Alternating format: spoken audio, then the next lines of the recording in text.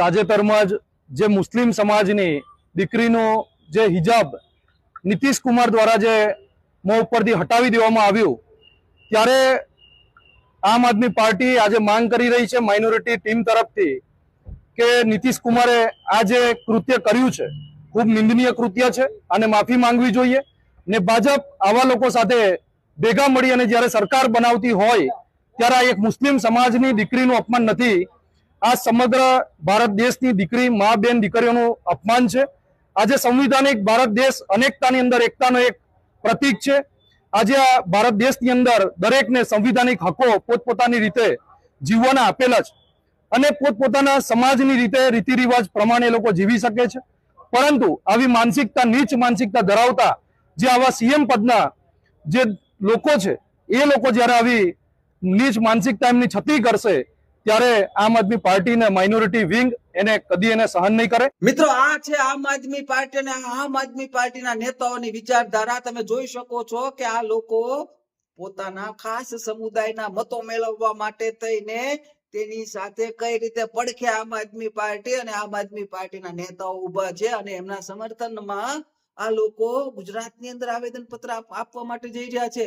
ઘટના બની છે બિહારમાં કે જ્યાં બિહારના મુખ્યમંત્રી એક કાર્યક્રમ દરમિયાન એક મુસ્લિમ મહિલાનો હિજાબ શું થોડો ઊંચો ઉઠાવી લીધો, ત્યાં તો આમ આદમી પાર્ટી અને તેના નેતાઓ ગુજરાતમાં ભરૂચમાં આવેદન પત્ર આપવા જઈ રહ્યા છે ઘટનાના વિરોધમાં। જ્યારે કોંગ્રેસની સરકાર રાજસ્થાનમાં હતી ત્યારે કોંગ્રેસના મુખ્યમંત્રી ગેહલોતે એક રાજસ્થાની મહિલાનો ઘૂંઘટ ઊંચો કરીને આમ જોયું હતું, ત્યારે તમે લોકો કેમ તેનો વિરોધ ના કર્યો? ત્યારે તમે કેમ એ લોકો આવેદન પત્ર આપવા માટે થઈને ના ગયા અને અત્યારે તમે આવેદન પત્ર આપવા માટે જઈ રહ્યા છો એ પણ ખાસ મતો મેળવવા માટે થઈને? ગુજરાતના સનાતની હિન્દુઓ આ વાત સમજી લે કે આમ આદમી પાર્ટી હકીકતમાં કોના માટે લડી રહી છે, મત કોના માટે મેળવવા માટે, તેને કોનું સમર્થન કરી રહી છે, કોની પડકે ઉભી રહી છે।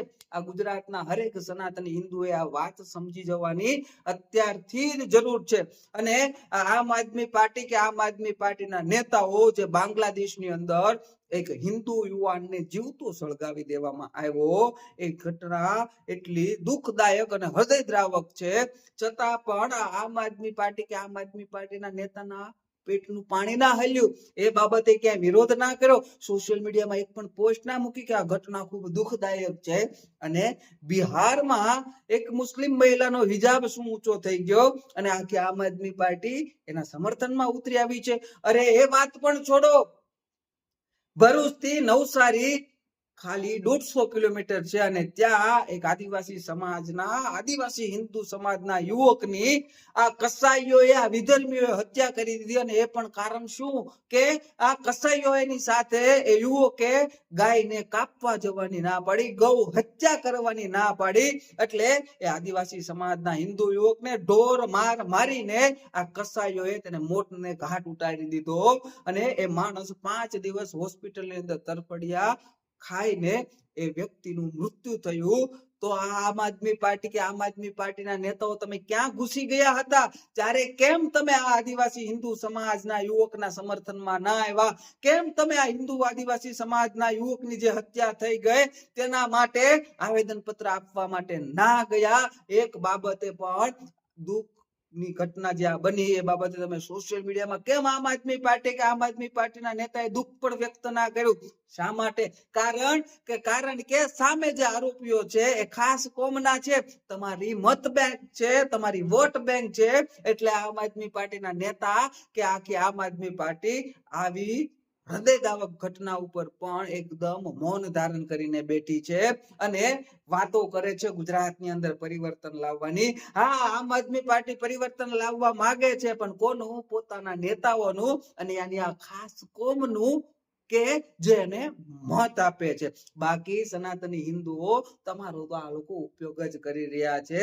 ક્યારે પણ જે ઘટનામાં તમે પીડિત હશો, હિન્દુ સમાજ પીડિત હશે અને આરોપી તરીકે આ વિધર્મીઓ મુસ્લિમો હશે, ત્યારે આ આમ આદમી પાર્ટી કે આ કોંગ્રેસ પાર્ટી કે આમ આદમી પાર્ટીનો નેતા કે કોંગ્રેસ પાર્ટીનો એક પણ નેતા એ પીડિત વ્યક્તિ જો હિન્દુ હશે તો તેના સમર્થનમાં ક્યારે નહીં આવે. આવા તો ગુજરાતની અંદર એવા અનેકો દાખલા થઈ ચુક્યા છે કે જેમાં પીડિત વ્યક્તિ હિન્દુ હોય અને આરોપી કોઈ મુસ્લિમ વ્યક્તિ હોય તો આ કોંગ્રેસ કે આમ આદમી પાર્ટીના નેતાઓ એક શબ્દ નથી બોલતા. આ નવસારીની જે ઘટના બની ડાભેલ ગામની અંદર કે જેમાં હિન્દુ આદિવાસી સમાજના યુવકની આ કસાઈઓએ હત્યા કરી દીધી, એ ઘટના થઈને આજે 8 દિવસ થઈ ચુક્યા છે. હજી સુધી પણ આ કોંગ્રેસ કે આમ આદમી પાર્ટીના નેતાઓ બોલ્યા નથી. જે બોલ્યા છે એ અમુક લોકો બોલ્યા છે ને એ પણ ક્યારે બોલ્યા કે જ્યારે 5 દિવસ પછી આ ઘટના સોશિયલ મીડિયાના માધ્યમથી અને ન્યૂઝના માધ્યમથી આખા ગુજરાતની અંદર ફેલાય અને ત્યારબાદ પોતાનું થોડું ઘણું નાક બચાવવા માટે થઈને આ લોકો આવ્યા હતા. એ પણ થોડા ઘણા લોકો. તમે વિચાર કરી લો આની કેટલી હલકી માનસિકતા હશે કે અમુક ખાસ કોમના મત મેળવવા માટે થઈને જે સનાતનમાં જન્મ લીધો છે, જે ધર્મમાં, એ ધર્મને પણ ભૂલીને મતો મેળવવા માટે થઈને આ લોકોની જી હજૂરી કરી રહ્યા છે. આ ગુજરાતનું ભલું કરી શકવાની છે આમ આદમી પાર્ટી કે આમ આદમી પાર્ટીના નેતાઓ? આ ગુજરાતની જનતાએ વહેલામાં વહેલી તકે આ વાતને સમજી લેવાની જરૂર છે. આ આમ આદમી પાર્ટીના અને આ કોંગ્રેસના દોગલા નેતાઓથી ચેતી જવાની જરૂર છે.